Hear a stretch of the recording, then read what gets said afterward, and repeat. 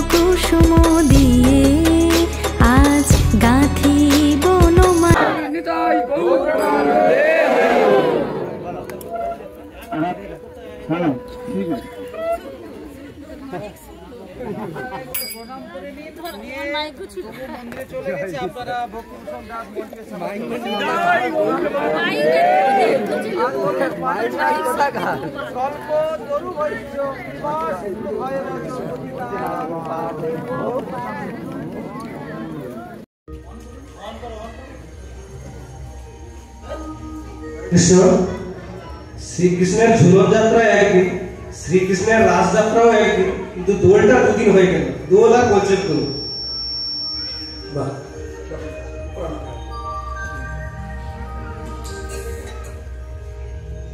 আচ্ছা, ভক্তপ্রভু বললেন যে ভগবানের ঝুলন যাত্রা একদিন হয় না, আমাদের এখানে 5 দিন হয়, কোন জায়গায় 1 সপ্তাহ হয়, কোন জায়গায় 15 দিন হয়, বৃন্দাবনে 1 মাস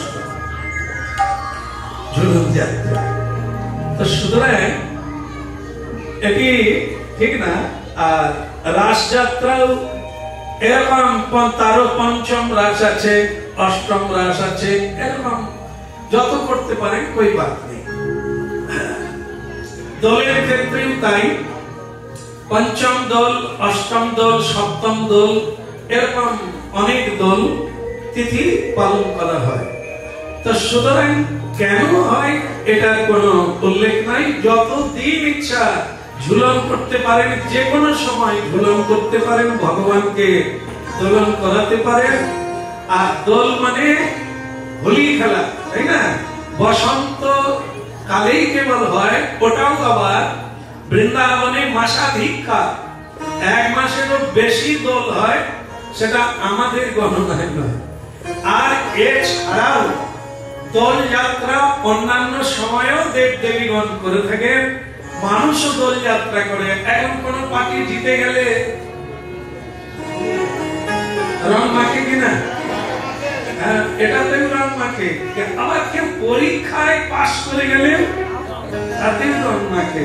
কারো বাড়িতে নাম যজ্ঞ হলে যেদিন পরিক্রমা হয় সেদিনও ধুলো কাদা মারতে গিয়ে রং মাখে। সুতরাং দেখা যাচ্ছে ভগবানকে নিয়ে দোল উৎসব সব সময় করা যায়।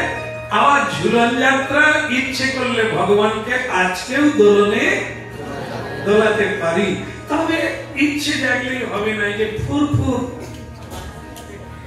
বাতাস দিচ্ছে না, দোলনায় বসলে আরো বেশি বাতাস লাগবে। তাই ভক্তরা অনুভব করে রাধা মাধবকে শীতকালে দোলনে দোলাবো না, গরমে ভালো হবে। কেন? ওই সময়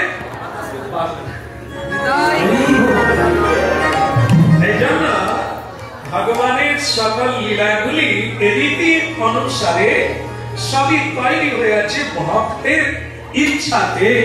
ভগবানকে সুখী করার যে পন্থা, সেটি সকল ভক্ত করেন আর জানেন। বলো আচ্ছা, আর কেউ বলছে? হ্যাঁ মানবী,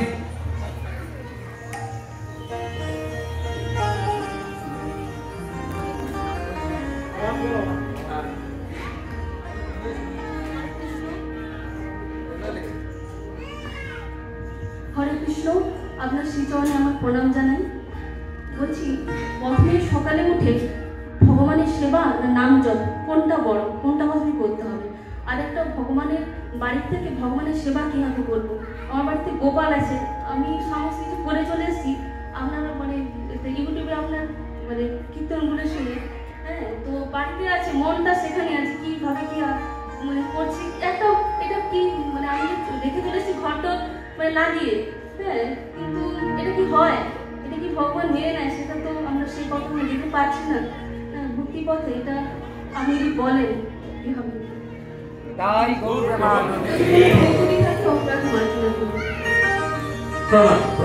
প্রশ্ন অবশ্যই সবাই করবেন। প্রশ্ন হলে বোঝা যাবে আপনার ইচ্ছে আছে কিছু জানার, কিছু শোনার। আর যদি প্রশ্ন না করেন তাহলে মনে হবে হয় হোক নাই, তুমি বললেও ভালো, তুমি না বললেও। এখন তাহলে আসছো কেন? আরে লোকজন আসছে, তাই ভাবলাম নতুন বছর একটু ঘুরে আসে। আর সেরকমও আছেন আপনাদের মধ্যে।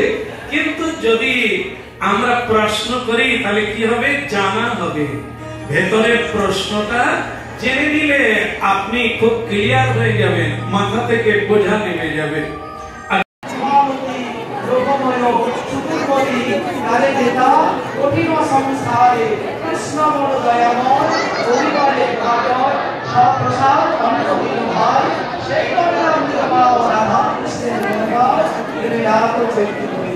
बोलो प्रेम से कहो राधे कृष्ण बोलिए प्रभुदाई चैतन्य द्वैत श्रीमती राधा रानी की, बोलो महाप्रसाद की, समवेत गौर भक्तवृंद की, शुभ नववर्ष की।